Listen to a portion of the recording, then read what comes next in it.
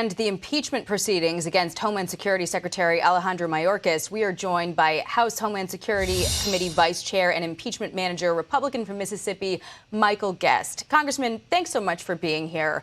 Thanks for having me back on. Thank you, especially on a Saturday.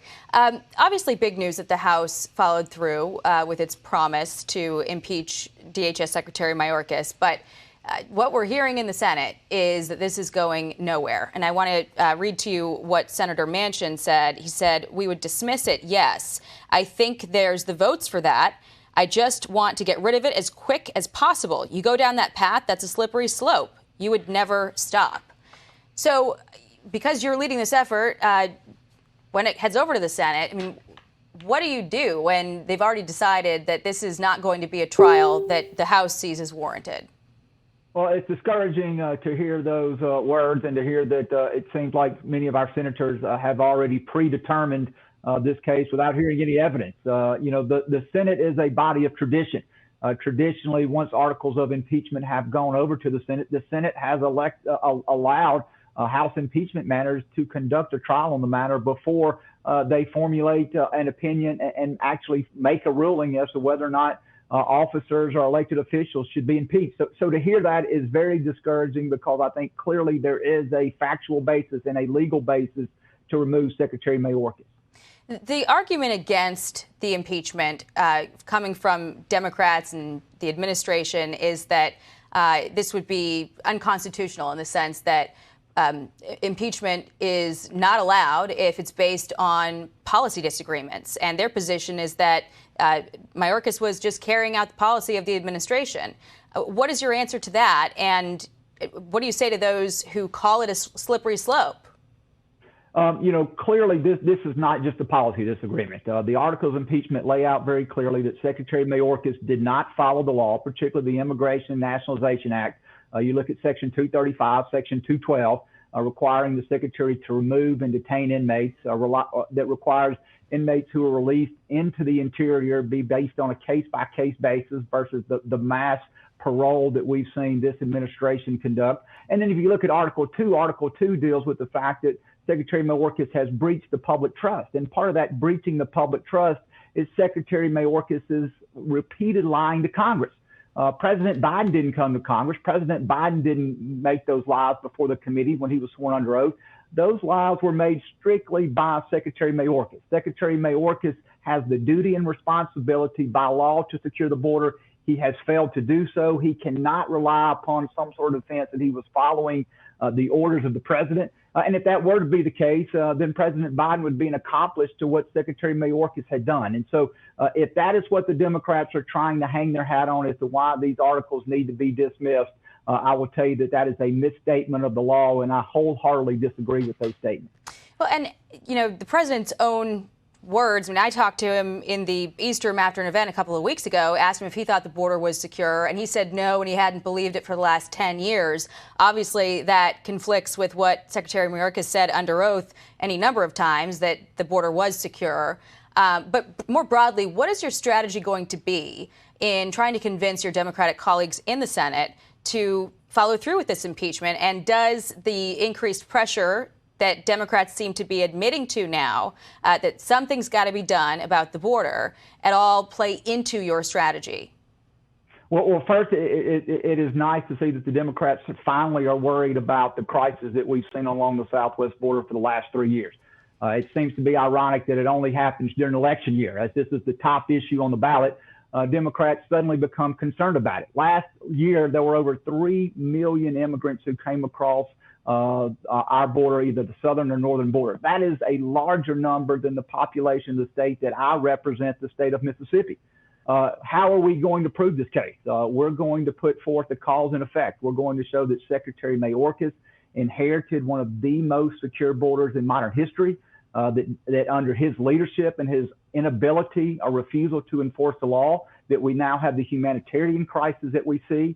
And we're going to show that the effects of those are we have financial impacts on communities across the country as they seek to house and feed and educate migrants. We see that there are public safety impacts. Recently, we've seen a number of high-profile cases in New York where immigrants have committed violent acts, and that there is a public health impact and the fact that the leading cause of death in America for individuals 18 to 45 is, in fact, drug overdose. Most of those relating back to the use of fentanyl, which pours across our southern border each and every day. Now, this is, of course, happening against the backdrop of a lot of criticism over the leadership in the House and you and your Republican colleagues for not moving forward with the Senate bill that would have overhauled the border in a lot of ways and also achieved what a lot of folks are eager to get done in terms of providing aid to Israel, Ukraine, and the Indo-Pacific. How do you plan to argue that getting rid of the guy in charge of the border should happen and should be the focus right now when Speaker Johnson has rejected this bill that came over from the Senate and called for H.R. 2, but H.R. 2, obviously, as we've seen for many, many months, is not going anywhere? Well, I think it's, again, highly ironic that now, as we're approaching a presidential election, we see that the Democrats are finally concerned about the border.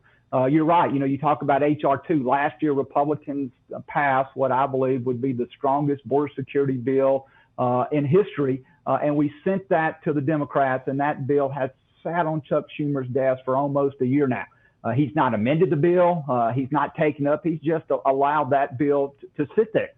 The other thing that Republicans did last fall is we passed our appropriations package dealing with Homeland Security. In that appropriations package, we had funding for a record number of Border Patrol agents, 22,000. We had in that appropriation package an increase in detention beds, an increase from 25,000 to 41,500. There was money in there for technology, money in there for merit pay. So the Republicans have put their money where their mouth is, and the fact that we have passed legislation both authorizing additional mandatory requirements at the border and then funding that. And we've also passed aid to Israel that we sent to the Senate months ago, again, aid that Chuck Schumer refuses to bring up for a vote.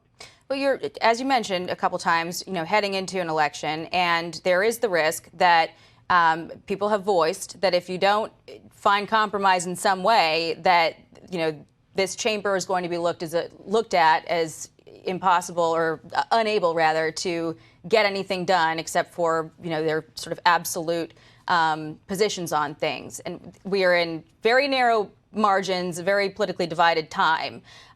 What do you make of this new effort in the House to come up with a different strategy than the option that was passed over from the Senate to try to address the border and this foreign aid package? What do you make of that bill? I do hold out optimism that the legislation is being floated will at least be considered by leadership. As it relates to foreign aid, it strips out much of the humanitarian aid. It relates only to lethal aid to Ukraine, to Israel, support of Taiwan. The package is much more narrowly tailored. It's been substantially less money. And also, I think what has been floated in the House would actually go a long way towards securing the border. I was not impressed by the policy changes that were recommended by the Senate. I don't believe personally that those policy changes would have substantially impacted the crisis that we've seen at the border. So I hope that we, as Republicans in the House, that our leadership will look very closely at the legislation that is being proposed, see if that legislation can be changed and tweaked. But I would love to see a bill that would pass out of the House that has lethal aid for our allies and that also would successfully secure the border. Let's send that back to the Senate and let's see what Chuck Schumer and the Democrats in the Senate choose to do with that. I will continue to watch it. Congressman Michael Guest, really appreciate your time on this Saturday. Thanks so much for coming on.